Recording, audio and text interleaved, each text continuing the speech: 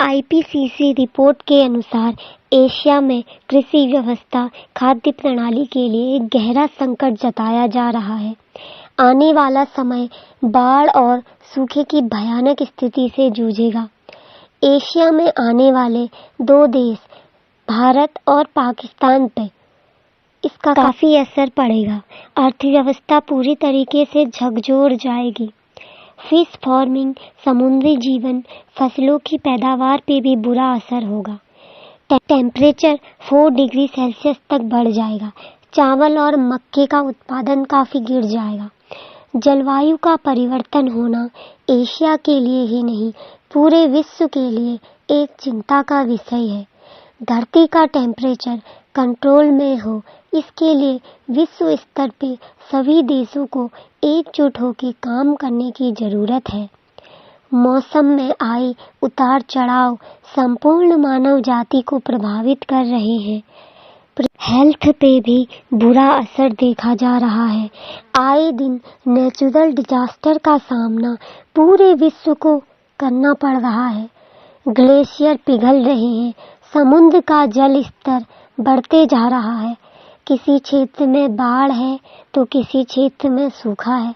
राष्ट्र की अर्थव्यवस्था को सुचारू रूप से चलाने में जलवायु की जो अहम भूमिका होती है, परंतु बढ़ते टेम्परेचर का नेगेटिव इफेक्ट देश पर पड़ रहा है।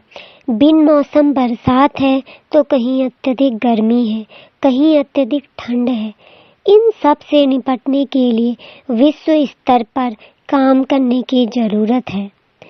नहीं तो वह दिन दूर नहीं जब पृथ्वी पर जीवन यापन अत्यधिक कठिन हो जाएगा। 2021 में जितना एयर पॉल्यूशन हुआ है, इस एयर पॉल्यूशन ने पिछले 5-6 सालों के रिकॉर्ड तोड़ दिए हैं। 2015 में सेंट्रल पॉल्यूशन कंट्रोल बोर्ड द्वारा एयर पॉल्यूशन की मॉनिटरिंग करनी शुरू हो गई थी। कोविड के कारण बायोमेडिकल कचरा भी काफ़ी बढ़ गया, जिस कारण सॉलिड और बायोमेडिकल वेस्ट मैनेजमेंट भी घबरा गया। देश में एनवायरनमेंट डिपार्टमेंट काफ़ी कमज़ोर है।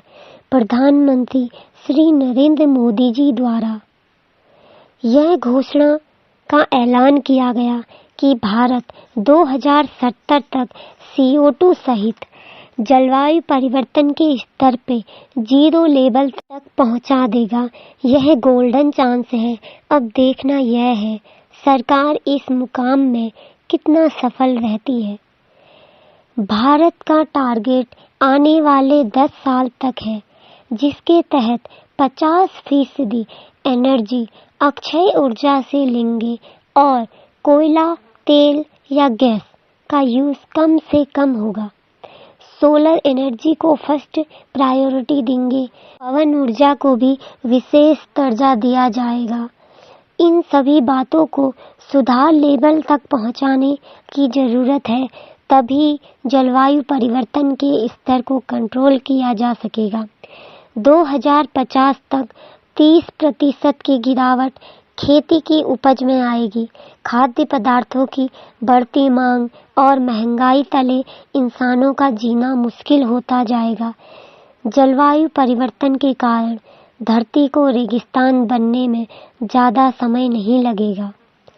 जंगलों में लगती आग वायु प्रदूषण तो करती ही है, साथ साथ जलवायु पर भी इसका भयानक प्रभाव होता है।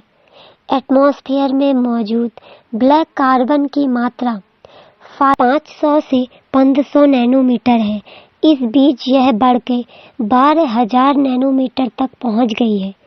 ऐसी ही कंडीशन ओजोन की मात्रा में भी देखी गई है, जहां ओजोन की मात्रा 40 से 50 ppbv होती है, वो बढ़कर 115 ppbv हो गई, जिसका दुष्परिणाम हिमालय पे पड़ रहा है।